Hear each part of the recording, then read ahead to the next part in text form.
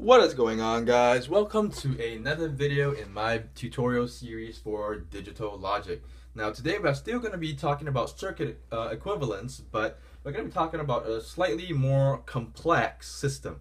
So what I'm about to tell you is that both this, and this is in fact equal to the same exact thing.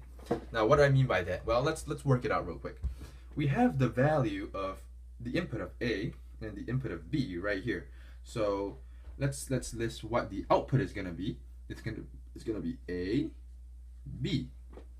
Okay, that is how we represent N. And you notice this little dot right here. All that means is that this is connected to the bottom AND gate right here. So let's work that out. We have this connected to this, so this bottom AND gate right here would have the inputs of A and B. So let's list it down. A and C. Now, finally, these two outputs are fed to another gate which takes the OR of these two values. So let's write that out. We have AB or AC. Okay? Now let's work on the second one. We have BC, so B or C, so we write that like this. And the way we represent AND is through multiplication, remember. So here is how we would write that out. A and B plus C. Okay? Now, like I mentioned before, these two are logically equivalent, and I'm going to prove that using truth tables. Okay? So I'm going to put the values AB in here, the values AC in here, and finally the output AB plus AC.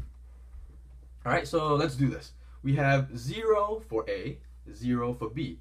Well, what happens is as long as one of those values are set to 0, the end result has to be 0. So in order for the end result to be 1, both these values have to be 1.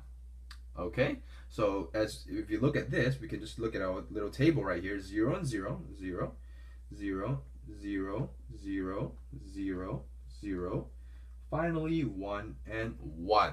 Now let's compare the AC values. So A and C, 0, A and C, 0, 0, 0, 0 right here, and 0, 0, and this is set to 1. Oops, I'm sorry. Made a mistake right here. This is actually 1. Okay? And let's go about doing this right now. Now we have the final value, and this is the OR value of A or AC. So if either one of these values are set to 1, we will have an output of 1. And we can see right here really quickly, this is 0, 0, 0, 0, 0. And because one of these is set to 1, and this is set to 1, both are set to 1, this is our output for this circuit right here. For all possible values, A, B, C, this is going to be our output. Now, we're going to do the exact same thing, but this time for this diagram. So let's work through it. We have we'll put the value B, C right here, B plus C.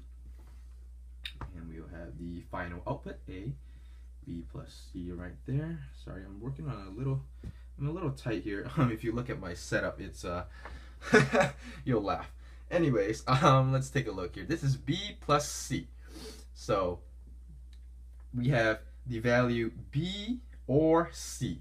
Alright, so if either one of these are set to 1, we have the output of 1. So let's do that. B, C, 0. Now that's 1, 1, 1, 0, 1, 1, 1. Alright, now finally we are going to take this value and compare it and AND it with the A value right here. So A and B plus C. So if both of the values are set to 1, then we will have an output of 1. So in this case, we have a 0, so we can immediately set that to 0. Now 1 0. Nope, we need both of them to be 1. Now 1, 0, same thing. 1, 0, same thing. 0, 1, same thing. Now 1, 1. Whoa, finally we have our solid input. Now 1 and 1, and again another one, and 1 and 1. Again, we have our inputs. Now, if you compare these two, you will notice that these are exactly the same. So the outputs for the same given set of inputs spits out the same output. Okay? Now, that is how you prove circuit equivalences. And using truth tables, I have just shown you how to do that. Now, one last thing before I let you guys go is, even though these are two equivalent functions, could you say which one of these is better?